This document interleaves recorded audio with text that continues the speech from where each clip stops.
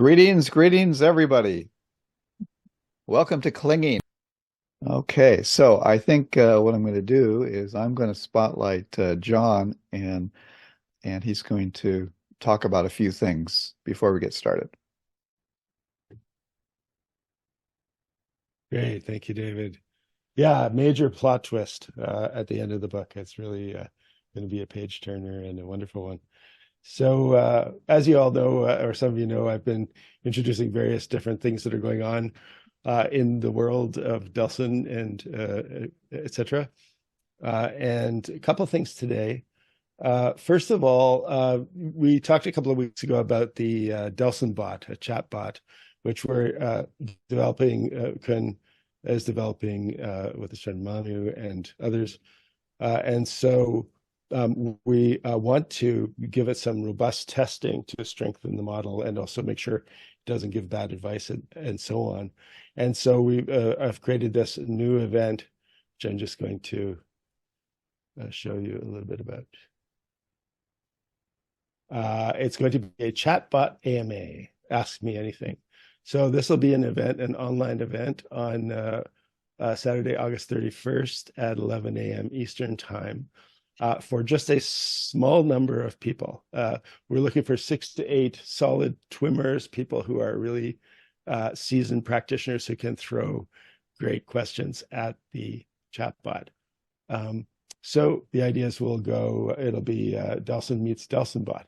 So you'll ask challenging questions, Delson will answer, and then Delson bot will answer, and they'll see what if there's any sort of creative tension between those two replies. And then looking at the responses, and there'll be a chance for some interaction with the people who are asking the questions. We're looking for 6 to 8 solid people. First come, first served. Assuming that you have, solid background in TWIM and are, there to help dig deep. And so if you're interested in signing up, please send an email to David, and I'll drop the email into the chat after. It's david@dhammasukha.org. Yeah, so I'll be dropping that email in the chat right after this. And just one other thing I wanted to mention, which is kind of great, is the Freedom of Mind website is now has been up now for a couple of weeks, and we're getting it all together. I showed it the other week, and it's a pretty cool place.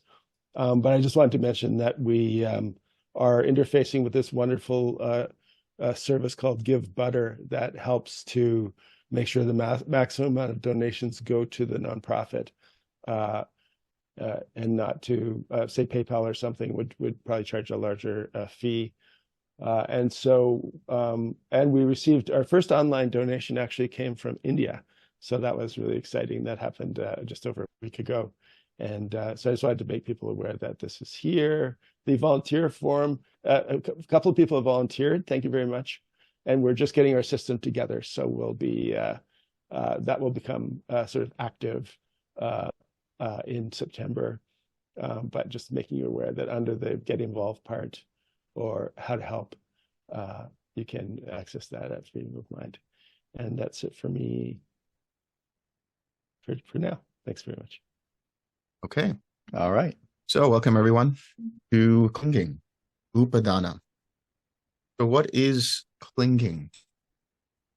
A couple of weeks ago, we started off with Dukkha, with suffering, with actually Jara Marana. That's the actual link. But in any case, we started off with that. And then from there, we went to birth, and we understood that birth is not just rebirth, but it's also classification of being. That is what jati means.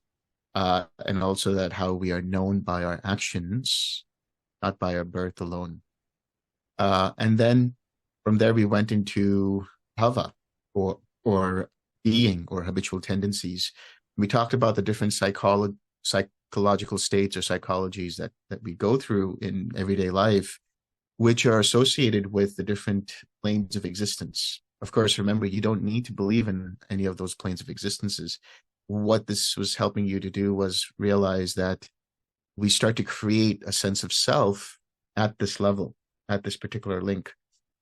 And Now we'll talk about clinging. If you recall from last week's talk, I mentioned this statement that the mind generally will go through, which is, if it's something that's pleasant, it'll say, I like this. And so that's, or you could say, this is pleasant, and that's a pleasant feeling, and therefore I like it, and I want more of it, and I don't want it to stop. That's the beginning of the underlying tendency. And then we feel tense, and we say, if this goes away from us, we will feel pain. And so now we have craving for that particular experience, for that particular sensation, for that particular Vedana. And then we say, this is pleasant, therefore I like this and I don't want it to stop. That's the craving, because of so-and-so, and therefore I am this way. So the I am this way is the being, therefore I am this way is the being, and then from there, there's an action. Now we're going to talk about the because in that sentence, which is the rationale behind why it is that we crave something or have aversion towards something, or why we identify with something. And the way the Buddha has talked about this is basically there are 4 different kinds of clinging. What is the difference really between clinging and craving? Because craving is essentially this I like it, I don't like it, I am mindset. And clinging is where it gets even stickier. At this point, we dig our heels into that craving, or into that aversion, or into that particular identification. And we hold on to it. And so sometimes the translation for clinging will be grasping. We grasp onto it. We don't let go of it. And another word that can be used is fuel. It's the fuel for further rebirth, further rebirths. Craving, of course, is part of it, but clinging is like, it really projects this idea of like, I want to hold on to it and I don't want it to stop. And I'll do everything I can to keep it the way it is because of so-and-so. So this because part is essentially the process of associating and rationalizing what it is that we don't like and why it is that we don't like something. So what does it mean when we say there are different categories of clinging? There are 4 different types of clinging that the Buddha has mentioned. So the first one is sensual clinging or sensory clinging. The second one is clinging to rites and rituals. The third one is clinging to self-view. And then the fourth is clinging to views. So what is it? What is clinging to sensual pleasures or sensual clinging? It is the associations that we make with sensory experiences that are then lodged into our memory. And every time we have that experience, it brings about that memory. And then we rationalize why it is that we consider that thing to be painful or pleasant, or neither painful nor pleasant. And we say to ourselves, I don't like it because of so-and-so, or I like it because of so-and-so. So over here, one of the examples that I usually give is when we look at advertisements. I mean, whether you're on social media or on television or, browsing the internet, there's just a plethora of different kinds of advertisement that's going on. And, you look at, for example, a show like Mad Men, right? That really shows you like how they create advertisements to create an image for the consumer. Right? The idea is that when I am watching this particular advertisement, it creates an experience for me, and it associates an identity around that particular product or service. And so you'll always see in a lot of the grocery stores that all of the colorful cereals, all of the things that seem very colorful, are on the bottom shelves, around 3 feet, 4 feet, because that's the size of the average child, a toddler. And then they look at that, and it's very colorful and it's pleasing to the eye, and they say, I want that. And then they take it and they associate goodness with it. They associate good feelings with it. And so we are tied to in some ways, the preferences that we have. But I want to make sure that you guys understand that preferences aren't clinging.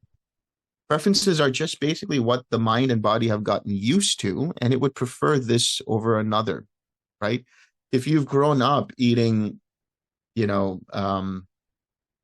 American food, you've grown up eating, different kinds of food according to your culture, and you go to a different culture or a different country and they have a different kind of palate, you would probably prefer your home food over that if it's not pleasing to you. Does that mean that you're clinging to it? No, it's just that that's how you've been built up. That's how you've grown up. And it's the same with preferences for music or preferences for certain kinds of smells or sounds or images or colors. The process of creating favorites and things like that can lead to clinging. And how do you know if it's clinging? It's because when you, let's say you wake up in the morning and you are used to drinking a cup of coffee in the morning, and you're traveling and you are at the hotel and you decide to make a cup of coffee in your hotel room. There's a coffee pot and coffee maker and everything, but the electricity runs out and now the coffee pot's not working, or it's broken. It's just dysfunctional or non-functional. So now you're a little bit irritated. You're annoyed. Like, I want my coffee in the morning. What am I going to do about this? So then you walk out and see if you can go to the breakfast buffet and if there's a coffee machine over there. But somehow they've run out of coffee. So how do you feel now? So basically what's happening here is, because of lack of mindfulness, right? The irritation has come up. You have been so identified and so used to the idea that I am a coffee person and I drink coffee in the morning. You've made that association that a good morning, it leads to a good day and so on, as long as I have my coffee. So now when the coffee is not available, things start to go awry. And now, one after the other, your mind goes through this process of mental proliferation, and it gets irritated with, the person at the front desk. It gets irritated by your partner. It gets irritated by this or that or the other. And things start to spiral out of control. And now the clinging has become in full swing. Now you're just because of that one particular moment where you got upset, right? So craving, clinging, and being are the ingredients for what's known as papancha. That's proliferation of concepts, mental proliferation. That's why nibbana is called nipapancha, which means not proliferation or non-proliferation. It's the mind that is still. It's the mind that is free of any kind of grasping. In a lot of the text and a lot of the suttas, when you read, when somebody attains full awakening, it says, and his mind was destroyed, the taints of his mind were destroyed through not clinging. He experienced nibbana, or his mind was liberated through not clinging or through not craving, which means he had let go, or they had let go completely of any kind of clinging, which means that they've let go of holding on to something. They've just completely let go. And even in the I believe it's in the Anapanasati, but it's also in the Four Foundations of Mindfulness, where the Buddha talks about, let alone 6 months, let alone a year, let alone 6 months, let alone 3 months, let alone a month, let alone all the way up to a week. It's possible for one to attain arhatship through this process of observing the Four Foundations of Mindfulness and going through mindfulness and experiencing the rest of the practice. But if there is still an iota of clinging, the Buddha says, then one does not attain arhatship in this very life, but experiences the fruit of anagami, which means there's still some level of clinging. And we'll talk about that as we go forward with this particular topic. So sensual clinging is the associations that you make. And here you can also have a lot of responses that come or are rooted in some kind of trauma. That happens a lot in craving as well, which we'll talk about next week. But in clinging, it's all of the associations that you've made that cause you to look at the world a certain way. cause you to have certain kinds of views. And when you experience those same sensations, it triggers those emotional memories that might not be wholesome or might be even traumatic. And you go through that process of reliving that trauma. And then because your mindfulness is not present, you basically, your mind completely sinks into that and then identifies with it. And then it just creates more suffering in the mind. And you're just repeating that same level of suffering. And to an extent, that's okay for somebody who doesn't have the tools to come out of it. But now that you're here, reading up on the suttas, practicing TWIM, understanding the practice through your experience, you can see that really when we talk about the 6 R's, when we talk about the TWIM practice, it's a process of reconditioning our responses or our reactivities, our reactions. Because it's our reactions. What is a reaction? The reaction comes from instinct. It comes from this process of immediately reacting without even thinking.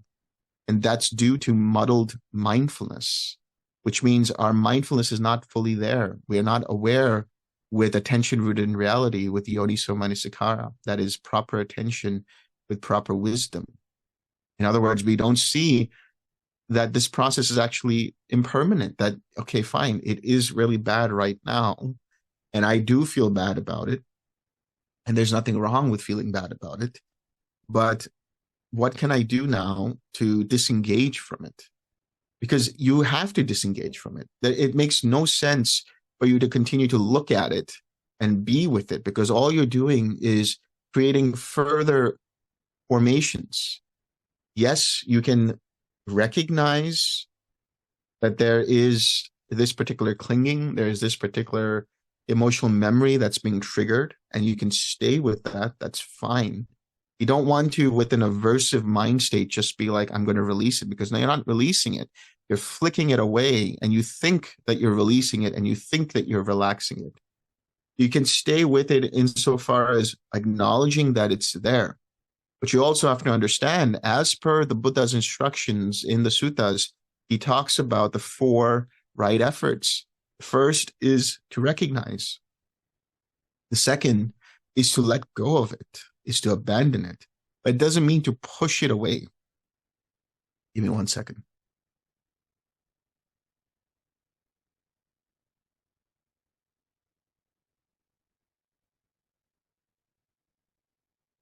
It doesn't mean to push it away. It doesn't mean to, I don't like it here. I want it to go away. It's just like, okay, I see you here. Now I'm going to gently release my attention from it. That's the second R. I'm going to embody my attention, which means I'm going to bring my attention back to my body, and I'm going to relax. Yes, when you are in the higher jhanas, when you are in the formless jhanas, you're relaxing insofar as letting go of any mental tension. In any case, after you do that, you come back to a more wholesome state, which is triggered by the smile. Again, when you are in the higher jhanas, especially in quiet mind, you might not need to do that. And you just remain in that space, and then you come back to quiet mind, or you come back to whatever the object was while you were meditating. But this process can be used in any moment and in every moment. This is what you have to really dig deep in your mind with, that this process is the heart of the entire practice. The ability to recognize whenever the mind has lost its mindfulness. When it has lost its mindfulness, and you recognize it has done so, what has happened is you've brought it back. By bringing the mindfulness back, what you do is now your attention is fully on what's going on in the present moment. This particular present moment is unpleasant, and it's okay. There is a hindrance. There is anger. There is clinging. There is grasping. There is not wanting to not wanting to let go of something. Fine, it's okay. You acknowledge it. You're there. Now you gently take your attention away from it, and you just bring it back to the body. Once, or the mind and body, or just the mind. You bring it back to present moment. That's basically what it is. the body or the mind are anchor points for you to come back into the present moment. So the present moment, as we talk about it, it's not something that is new age. It's mentioned in the suttas as well. You go to Majjhima Nikaya 131, you will see that the Buddha talks about that as well.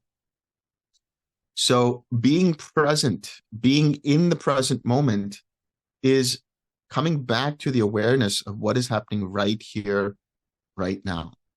And then relaxing any tightness and tension, or relaxing what the Buddha calls the bodily formations, tranquilizing the bodily formations. Once you do that, then you come back. And so what have you done at this point? When you come to that level of clinging, you've recognized it, you've let it go through releasing, which means you haven't pushed it away. You just acknowledge it's there, and you've let your attention go from there to come back to the mind and body. You relax. Now you have done the first two right efforts. The third right effort is to come back to a more wholesome state of mind. That could be as simple as the smile, or coming back to quiet mind, or whatever the object is. And so that's the return. And you stay. That's the fourth right effort, maintaining that wholesome state of mind. Now, when I say maintain, doesn't mean that I'm going to just hold on to that particular object of meditation. No, it's just I'm resting in it. I'm basking in the awareness of the object of meditation. And when you do this, bit by bit, you are reconditioning your reactions into responses. So what is a response? We know a reaction comes from instinct and comes from this taking things personally by seeing me and the other, right? That other is something I want to possess, or that other is something I want to push away, or that other is something that I want to see as mine, as me, mine, and myself. But when you respond, you're responding with mindfulness. You're responding with having awareness of the present moment. You're responding with proper attention, with wisdom, which is you're saying, okay, I see this and I understand that it has come, but it will also go away. You see, what's the point of studying the suttas? And what's the point of just doing the meditation on retreat, or just doing an hour of meditation when you can't apply what's happening when the rubber meets the road? Yes, there's going to be slip-ups. Yes, you're going to forget. Yes, it's going to happen where you go through this whole loop of like, oh, I messed up again. But don't beat yourself up for that. That's fine. It's okay. It happened. But make it an effort and make it a point to be as present as possible, so that when you start to see the snake of clinging, the snake of craving, bringing its head up, you can gently, softly just bring it back down and let it go. And instead of the snake, you replace it with something that's more wholesome. Okay, so understand that we all make mistakes, and it's totally fine. It's totally okay. But make it a point to apply what you are studying, apply what you are learning, apply what you are watching, apply what you're listening to as much as you can on an everyday basis, starting from the moment you wake up. As soon as you wake up, notice where your awareness is. Notice where it is in the body. Notice where it is in relation to maybe looking at the ceiling while you're still in bed. And then notice if you're smiling or not. Bring up the smile. Bring up something that's wholesome. Bring up gratitude. Bring up feelings of appreciation. Bring up feelings of warmth and kindness and so on. And see how well you can keep that going. The reason why we instruct you to do this is because it helps you be more present, be more mindful. And the more mindful you are, the less likely it is that craving and clinging will arise.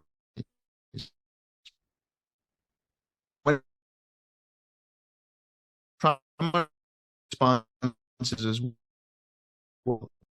Yes, it deeply rooted. We can use forgiveness. Forgiveness is a very powerful tool. We can use loving kindness to ourselves. We can use compassion to ourselves. We can be compassionate to ourselves and realize, okay, yes, I have suffered before. I'm suffering now, and it's okay. But I wish myself free of the suffering, not because I feel bad about the suffering and I have aversion towards it. But yes, the suffering is bad. and I see that there is something better, which is the process of healing, the process of relief, the process of letting go and experiencing something much more profound, much more calm, much more liberating than being stuck in the same old rut. So sensual clinging is basically anything to do with the 5 physical sense bases, right? We have associations with the things that we've heard in the past, the things that we've seen in the past, the things that, maybe a scent triggers a memory from our childhood, right? But for me, it's very interesting because there is this special memory of white chocolate chip macadamia nut cookies. And we used to have those only during Christmas. When we were in New York City, we would go to these department stores and we go to Macy's, and they had this little bakery over there. And so I remember in my childhood those particular cookies and the smell of those cookies. And to date, I still haven't found any cookies that match to that. Why? Because I've associated that happy memory with that particular scent and with that particular experience. So we all have this. We all have certain kinds of favorites. But as we start to grasp onto them and associate with them and create identities around them and act from them, we start to muddle our mindfulness. We start to see or not see the nature of reality, which is that we start to identify with it and say, if I don't get it, I'm going to be mad, right? If I don't get it, my world is going to end, right? So we have to look at this. We have to look at these reactions and then be present with them and then gently release them and relax them. Notice the relief from them and see what comes up through wisdom and through your intuition. Because the birthplace of intuition is a mind that is quiet. And when the mind is quiet, that intuition will say, yeah, it's just this. Instead of, I need to own it. I need to have it. Why isn't it this way? Why isn't it that way? Right? I hope this doesn't continue. I wish this would stop. Instead, we go to, oh, it's only this. And because we already find relief, we're not looking outward or something or someone or some experience to provide us that relief. And then we have clinging to rites and rituals. So what are rites and rituals? And what does that mean, clinging to rites and rituals?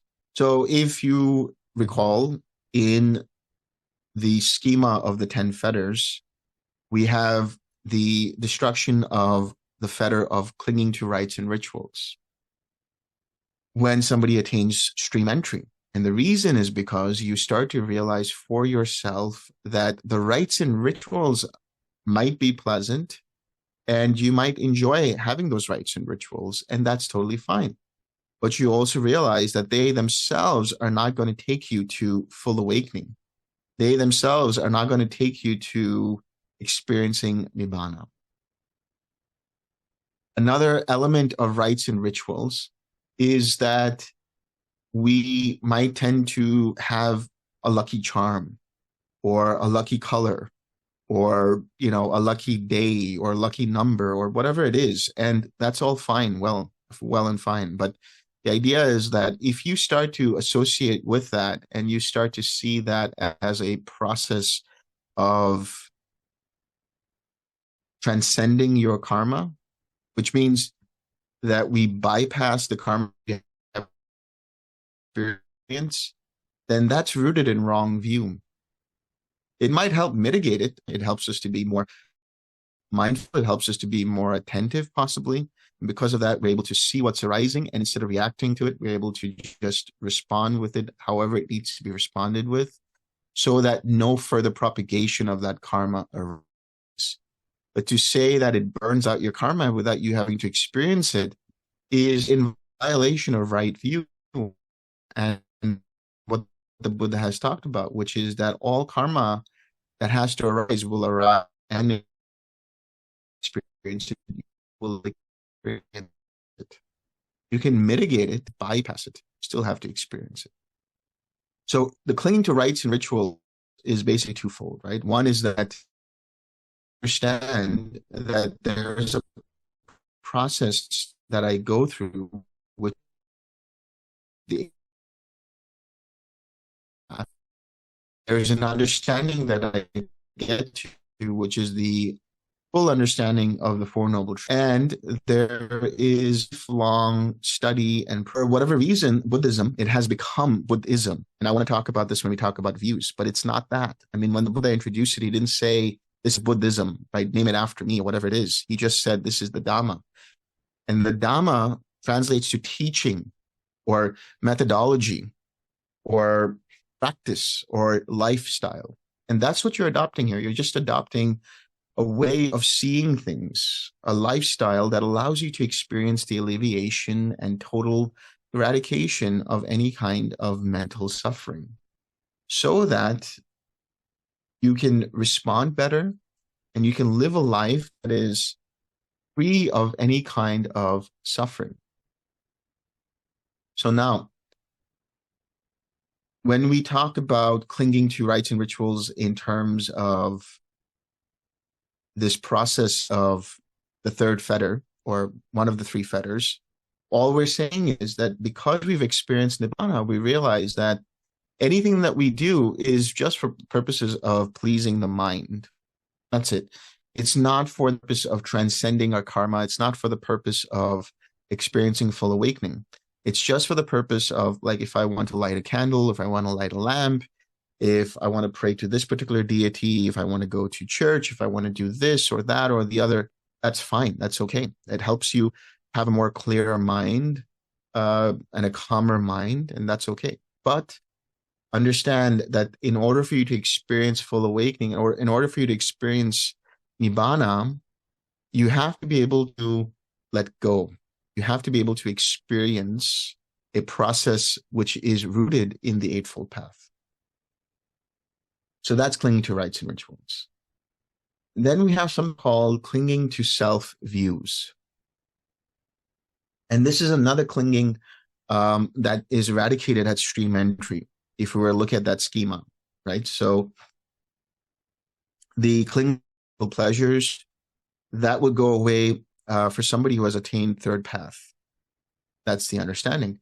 And when it comes to clinging to rites and rituals and clinging to self-views, that also is eradicated when one experiences right view and one is able to enter, has entered the stream. So what do we mean by self-view? That is Sakaya Dithi. Remember, there is a difference between self-view and conceit.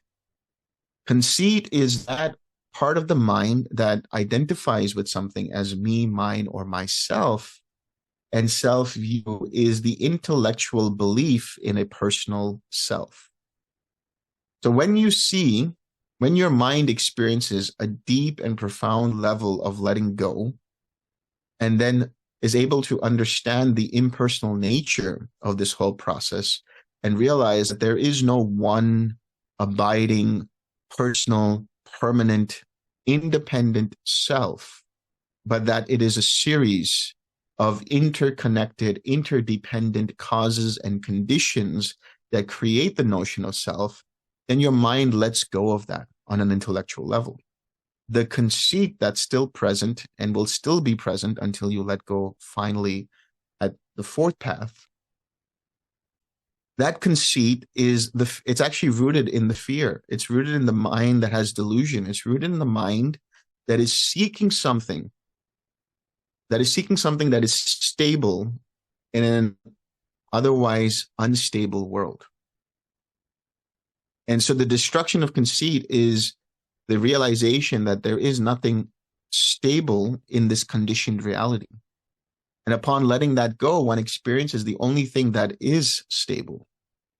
And that is the Nibbana element. That is Nibbana itself. So that is the destruction of conceit. But right now we're talking about clinging to self-view. So what are the different kinds of self-view that the mind can go through? So generally, it's numbered to be 20. And it's a very easy formula. It's basically the 5 aggregates multiplied by the 4 kinds of self-view. What are the four kinds of self-view? One or more of the five aggregates is self, is myself. One or more of the five aggregates is belonging to myself. It's something that is it's not part, but it belongs to me. The third view is that I am in one or more of these five aggregates. So the five aggregates are containers of self. And then the fourth is that the self is separate to, independent of these five aggregates. So these are generally speaking, the four different kinds of self-view. They might change here and there depending on the sutta, but these are the general points. And so these are the 20 kinds of self-view. And so when you experience stream entry, you have let go of that at an intellectual level, which means now, even though your mind takes something personally, even though your mind identifies with something, even though your mind is seeking to hold on to something as me, mine, or myself because it's afraid of the instability, this is all from conceit. But it knows at the intellectual level that actually, no, this is not me. This is not mine. This is not myself. It knows and understands anatta on a very mental, intellectual level. It understands that, yeah, this is an impersonal process. But the thing is, it hasn't been internalized. It hasn't been metabolized in the system to the point where it becomes your lived experience all the time. And that only happens when you destroy conceit altogether. And then finally, we have what's known as the clinging to views. This is clinging to wrong views in general. And in the past, I've talked about these different types of wrong views in relation to the Dhamma. There are generally the 6 different types of wrong views, and they're related to different kinds of ideas about the world and about even the self. You know, the first view is materialism.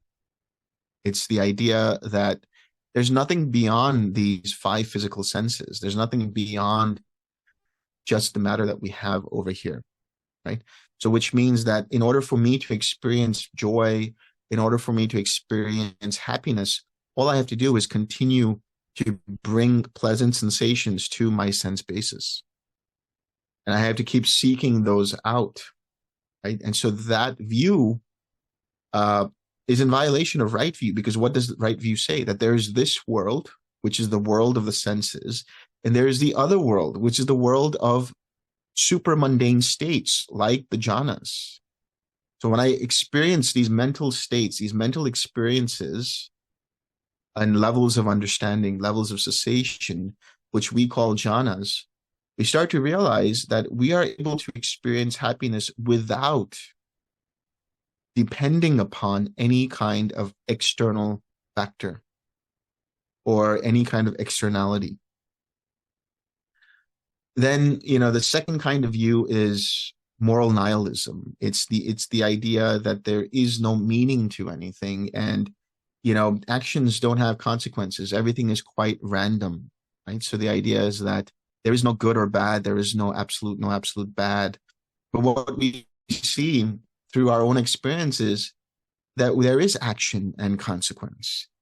Not maybe immediately, not even maybe even in this life, but some of the actions we've taken, some of the things we say have consequences, always. You might have freedom of speech, but that freedom of speech, whatever you say and exercise to do with that freedom of speech, will have consequences one way or the other. People might like what you say, or people might not like what you say. People might hate what you say, and they might, you know, have strong reactions to it. You can't control that. But you see for yourself that whatever I say, whatever I do, however I act, however I think, has some kind of direct or indirect effect. By seeing this, you realize that we can't have moral nihilism. We can't have this idea that there is no meaning, that there is no action and consequence. Then the third one is called eternalism. And eternalism is the idea that, you know, I am someone who is eternal because there's an eternal self, there's an Atman, there's a soul that's present, there's a consciousness that is all pervading and permanent all the time. right? And actually, very, very specifically to this particular view at the time of the Buddha, it talked about 7 different kinds of elements that were eternal, or principles that were eternal, that included self, that included feelings and other elements. You can see all of this in Digha Nikaya number 2, Samanaphala Sutta, the fruits of the ascetic life, where the Buddha, well, not the Buddha, actually, King Ajatashattu goes to the Buddha, and the Buddha asks, who have you learned from, and what have they told you? And he summarizes what other people have told him, or what other teachers have told him, which includes this view of eternalism. But this can also be seen as being mistaken, misguided, because you see this process of conditioned reality and you see it in yourself. Well, self in the sense of you see your body aging, you see, your loved ones changing, you see your relationships breaking or changing, or, death. You see all these different things. And so we can't objectively say that there is a self that is permanent, because it's not yet objectively experienced. It's a subjective idea that the mind latches onto as an experience. But it's an experience that's still rooted in mentality, rooted in the mind, rooted in maybe ideology, rooted in concepts and conceptuality. So just the mere fact, right, of the instability of life, the instability of experience, which is anicca, which is generally translated as impermanence, and seen or sometimes spoken as the arising and passing away of things, that totally negates the idea that there is an eternalist principle out there. Then you have the 4th view, which is talking about what's usually known as predeterminism or fatalism.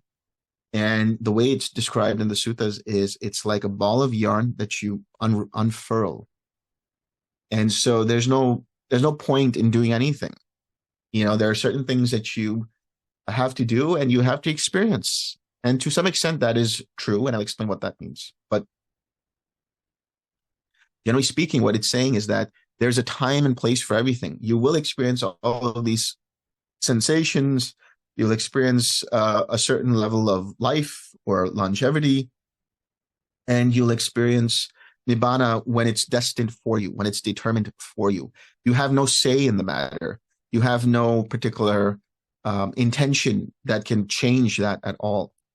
One of the more sophisticated ideas that is a modern extension of this particular view is the idea that this reality is a simulation.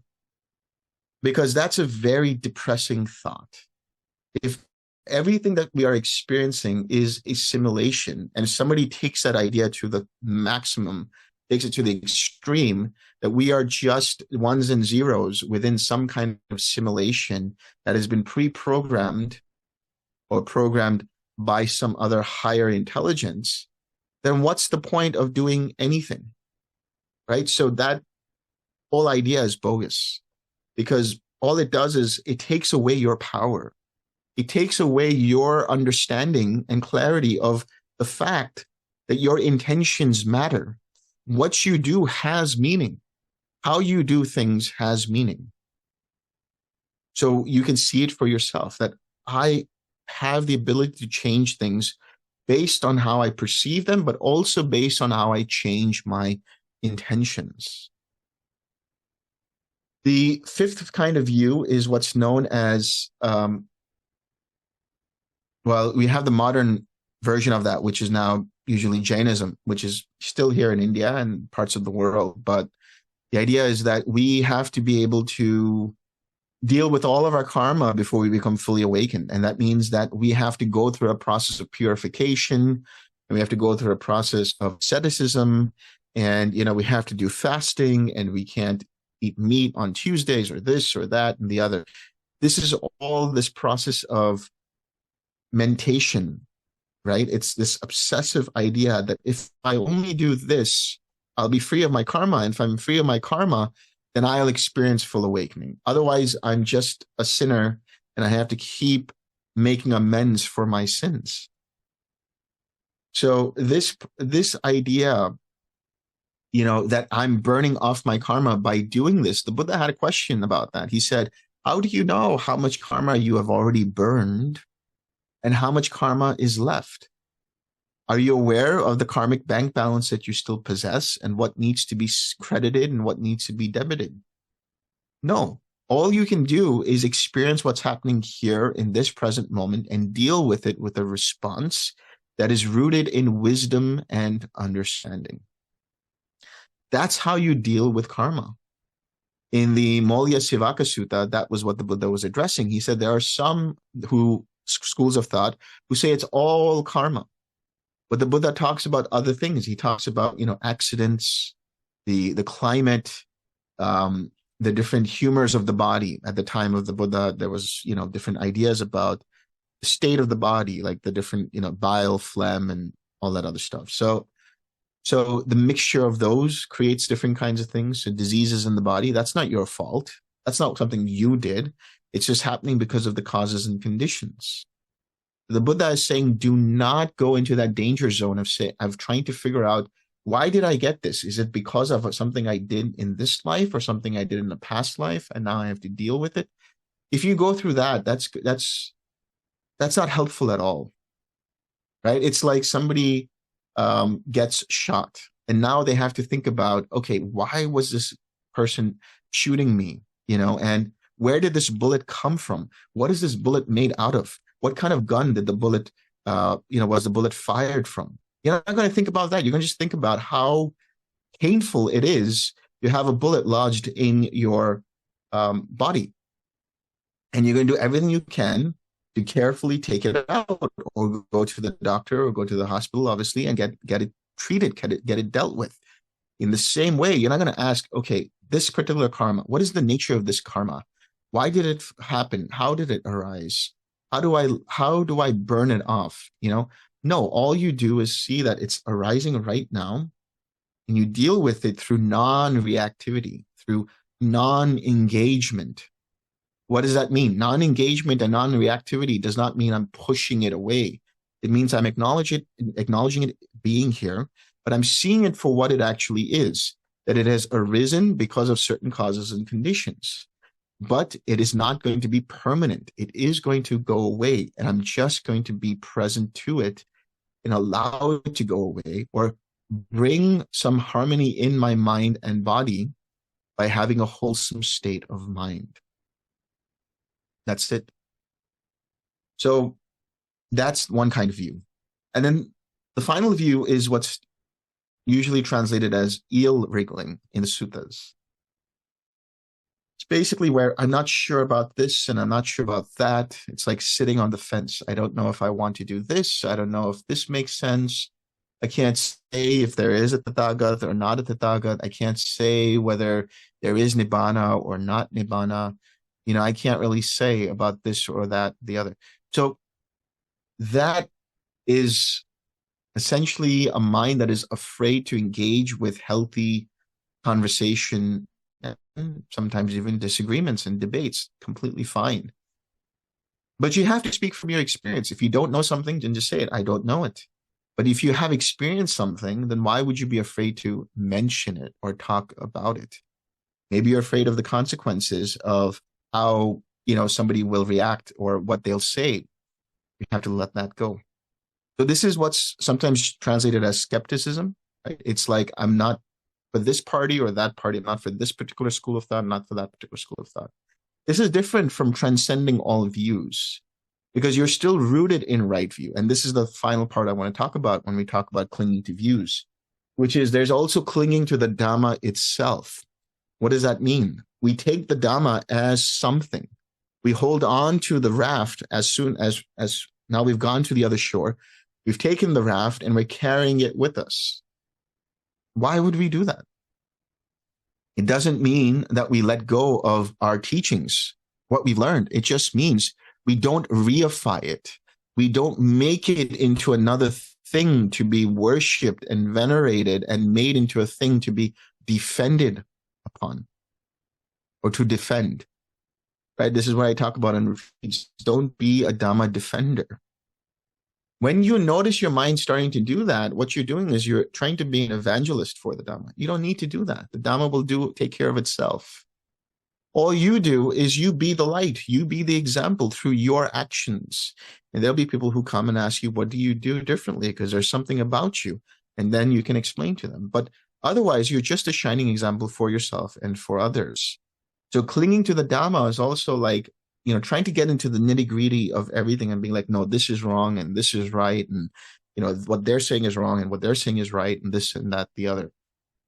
For the purposes of just holding on to a particular school of thought, right? Just letting go of all of that. So you go from wrong view to right view, then you go to the supermain right view, which is the understanding of the Four Noble Truths.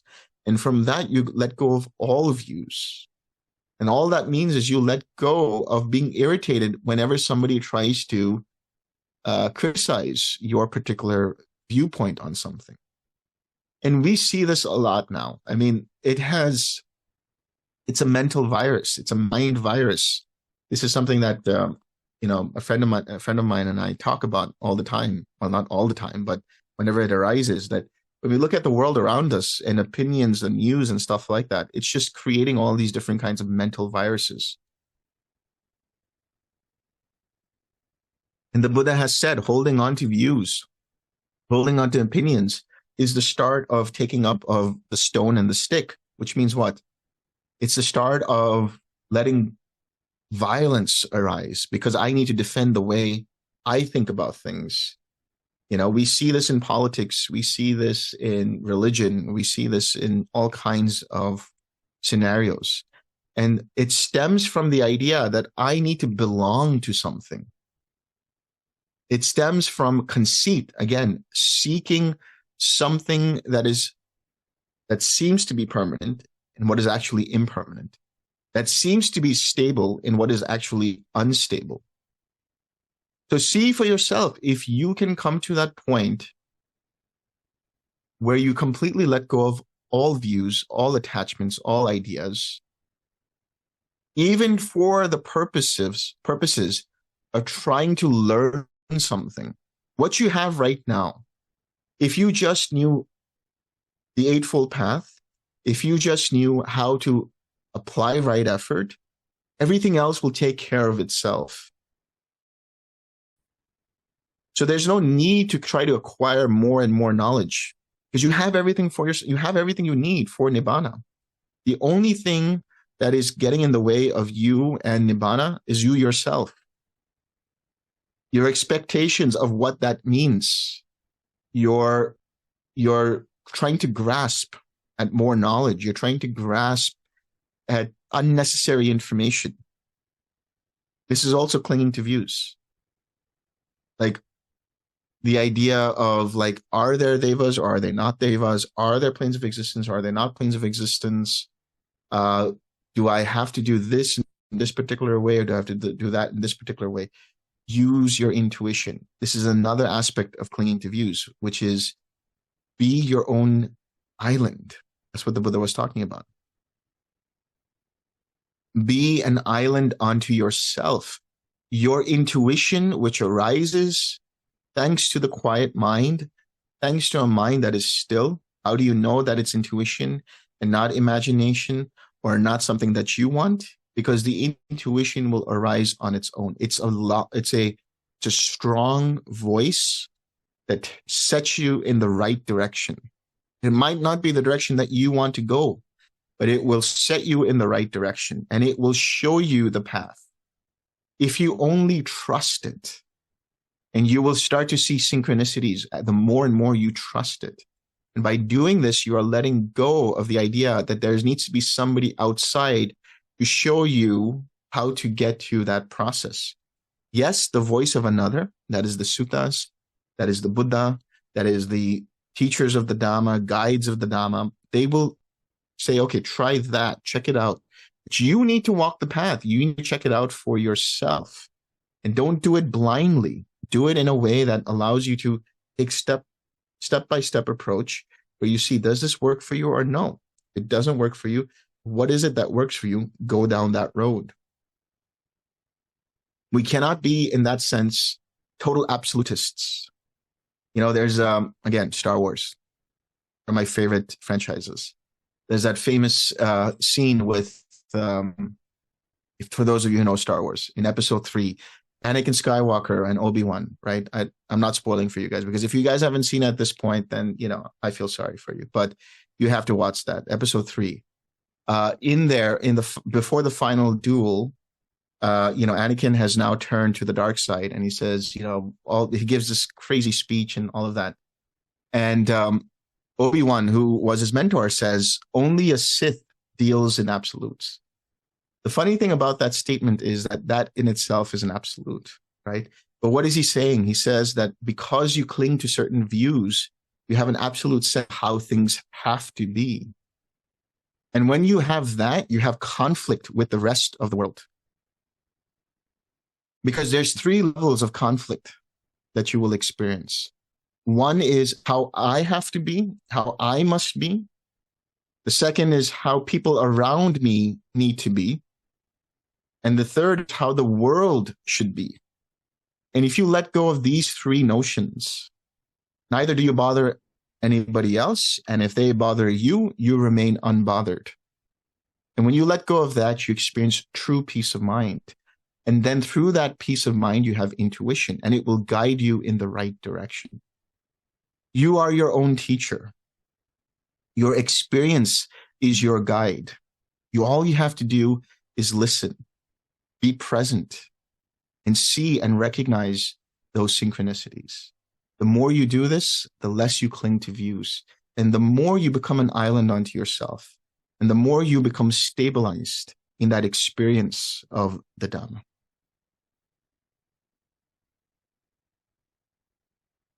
Okay, I'm going to stop here. I think we can share some merit.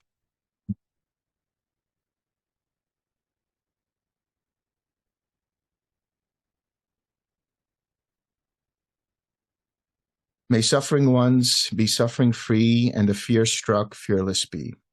May the grieving shed all grief, and may all beings find relief. May all beings share this merit that we have thus acquired for the acquisition of all kinds of happiness.